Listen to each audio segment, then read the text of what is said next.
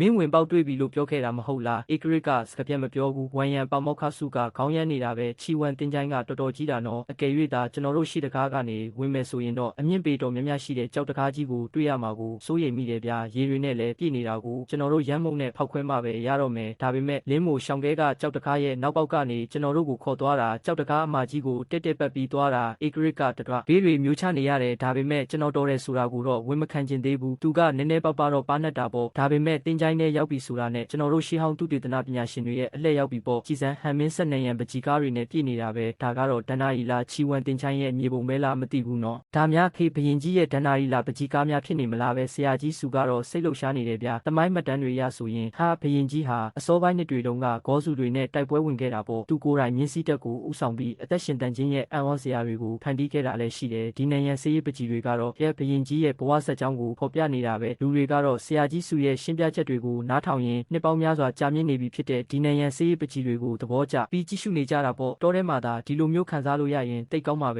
တူတူပြောရရင်တော့ဒီနိုင်ငံစေးရေးပကြီးတွေကဟန်မင်းဆက်ခေတ်ကပကြီးတွေလောက်ကောင်းတယ်လို့ဆိုရမှာပဲရုတ်တရက်ဆိုသလိုပဲလူတွေကနိုင်ငံစေးရေးပကြီးတွေရဲ့ဘေးနှစ်ဖက်ကပုံစံတွေကကြောက်စရာကောင်းလာတာကိုသတိထားမိလိုက်တယ်အရှိကတောက်ပနေတဲ့ပုံစံတွေနဲ့မတူပဲနောက်ဖက်ကနိုင်ငံစေးရေးပကြီးတွေကတော့ကြည့်ရတာမခံမရက်နိုင်အောင်ထိတ်လန့်စရာကောင်းနေတာပေါ့ပုံစံတွေကယောက်ျားမိန်းမရေပူဇော်နေတဲ့ပကြီးကားကနေစပြီးပြောင်းလဲသွားတာပေါ့နောက်ပိုင်းမှာတော့ပါဝင်တဲ့အကြောင်းအရာတွေကတဖြည်းဖြည်းမှောင်မဲလာခဲ့တယ်ခါဘရင်ကြီးကသူ့လူတွေကိုဥဆောင်ပြီး10ရက်တိုင်တိုင်များပစ်ခိုင်းခဲ့တယ်ခါဘရင်ကြီးကတောင်ပိုင်းကဂေါစုတွေစီကိုစာတဆောင်ရေးလိုက်တယ်လူ3သိန်းလောက်ကခါဘရင်ကြီးရဲ့ဂူတင်ချိုင်းကိုတိဆောက်ခဲ့ကြတာပေါ့မိန်းကလေးငယ်300လောက်တေဆုံးခဲ့ရတဲ့ခါဘရင်ကြီးကအနားယူပြီးမတေဆေးရှာဖို့အတွက်ဂူထဲကိုဝင်ရောက်သွားခဲ့တာပေါ့နောက်ဆုံးနေရန်စေးပကြီးကတော့နှစ်ထပ်အမြင့်လောက်ရှိနေတာဗျာဆရာကြီးစုကရှင်းပြဖို့တအားကိုစိတ်အားထက်သန်နေတာတော့မျက်နှာကရုတ်တရက်ဆိုသလိုဖြူဖက်ဖြူရောဖြစ်သွားတယ်သူတယောက်တည်းမဟုတ်ဘူးကျွန်တော်ကလွယ်လို့ကြံတဲ့သူတွေအားလုံးမျက်လုံးတွေပြဝေသွားကြတာပဲသူတယောက်တည်းမှမဟုတ်တာကျွန်တော်အပြင်ကလူတွေအားလုံးတော်တော်လေးကိုအံ့အားသင့်သွားကြတာပေါ့နော်ဒီနေရန်စေးပကြီးကားထဲမှာဆိုရင်ရှေးဟောင်းသုတေသနအဖွဲ့ကလူ15ယောက်က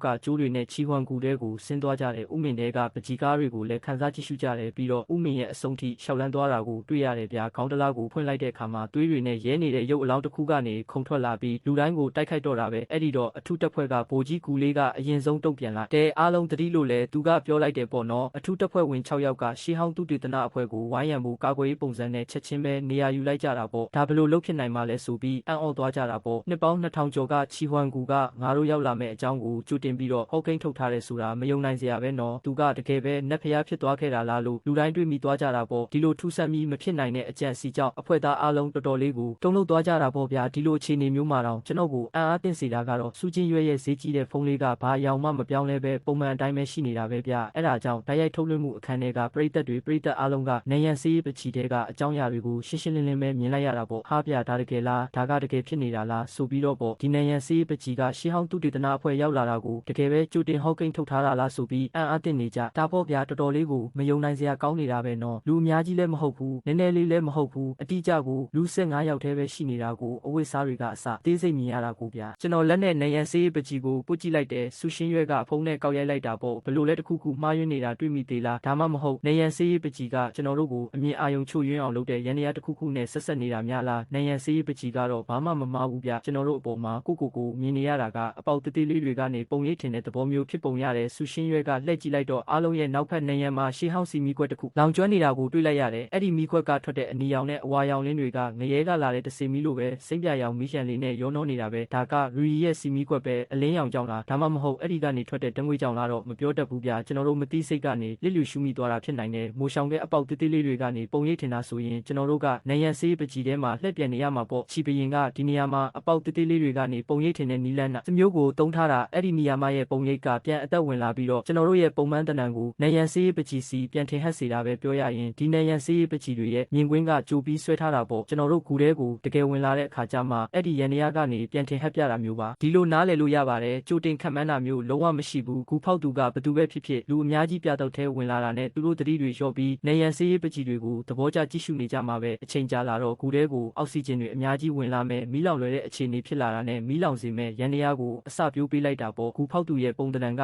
နောက်ဆုံးနေရန်စေးပကြီးမှာသေးငယ်တဲ့အပေါက်လေးကနေတဆင့်ပုံနှိပ်ထားတာပဲမဆမ်းပါဘူးကြည့်ပါအိုကူဖရင်ကြီးကလူပေါင်းသိန်းချီပြီး18နှစ်ကြာအောင်ပြင်ဆင်ခဲ့တာကိုဒီလောက်တိကျတဲ့ရန်နေရာတွေပါတဲ့ပြသက်တလုံးတကယ်ကိုအံ့ဩစရာကောင်းလိုက်တာဒါပေမဲ့သူဘာလို့ဒီလောက်အပင်ပန်းခံပြီးလုပ်ခဲ့ရတာလဲကြောင်လူကြောက်တုံးနှစ်တုံးပဲအဲ့ဒီမှာထားလိုက်တာမဟုတ်ဘူးလားဂူပိုင်ရှင်နဲ့ဂူဖောက်သူကပညာရှိ ရှိနဲ့ကျန်တဲ့သူတွေလိုပဲကြောင်နုကဂူဖောက်သူကိုမကြောက်စေနိုင်ပေမဲ့ကြိုတင်ခံမှန်းထားတာကတော့ကြောက်စေနိုင်တာပေါ့အလားတူပဲဒါကဂူပိုင်ရှင်ကဂူဖောက်သူကိုပေးတဲ့သတိပေးချက်တစ်ခုလည်းဖြစ်တယ်နော်ဆက်သွားလေပို့ပြီးအန္တရာယ်များလေပဲရှာဒီဟောင်းသူတေသနာအဖွဲ့ဒီအတွေ့အကြုံရပြီးနောက်သူတို့ကြည့်ပါအုပ်ကူကိုထပ်ပြီးကျူးကျော်ဖို့မရဲကြတော့ဘူးnetတီဇင်ပြောသလိုပဲဒီလောက်နီးကပ်တဲ့ရန်တရားရဲ့နောက်ွယ်ကအန္တရာယ်ကိုစိတ်ကူးကြည့်ဖို့တောင်ခက်တယ်နော်ကျွန်တော်မျက်လုံးထဲမှာတော့လေးနက်တဲ့အမှုအရာတွေရှိနေတယ်တကယ်တော့သူတို့ကိုပြန်စေချင်တာအနည်းဆုံးတော့အသက်ချမ်းသာရာရစေချင်တာဒီကြည့်ပါအုပ်ကူပဲကိုကျွန်တော်တယောက်တည်းဝင်လို့ရပါတယ်ဗျာကျွန်တော်နောက်ကနက်ဖီရင်ကြီးကတော့သူ့ခြေထောက်တွေတုံနေတာပဲသူပြန်တင်မပြန်တင်တွေဝေနေမှန်းကြွအနော်သိတယ်ဒါပေမဲ့သူဆုံးဖြတ်ချက်မချခင်မှာပဲကျွန်တော်အတန်ထွက်ပေါ်လာလိုက်တယ်လူတိုင်းမပြန်ကျင်ကြဘူးဆိုတော့အခုကစပြီးကျွန်တော်အမိန့်ကိုနားထောင်ကြပါဘာကိုမှလွယ်လွယ်ကူကူမထီးကြနဲ့နော် Okay continuing from there here's the next part of the translation Original Burmese. ကျွန်တော်စကားကြောင့်သူတို့အားလုံးတိတ်ဆိတ်သွားကြတယ်အထူးသဖြင့်အဖွဲ့ခေါင်းဆောင်ကကျွန်တော်ကိုစူးစိုက်ကြည့်နေတယ်ဒီနေရာရဲ့အခြေအနေကိုဘယ်သူမှမသိသေးဘူးဒါကြောင့်ဘာကိုမှမထီးကြနဲ့တယောက်ယောက်လမ်းကြောင်းရှာရမယ်ကျွန်တော်ဆက်ပြောလိုက်တယ် translation My words made them all fall silent. Especially the group leader was staring intently at me. No one knows the situation of this place yet, so don't touch anything. Someone must find a way past. I continued.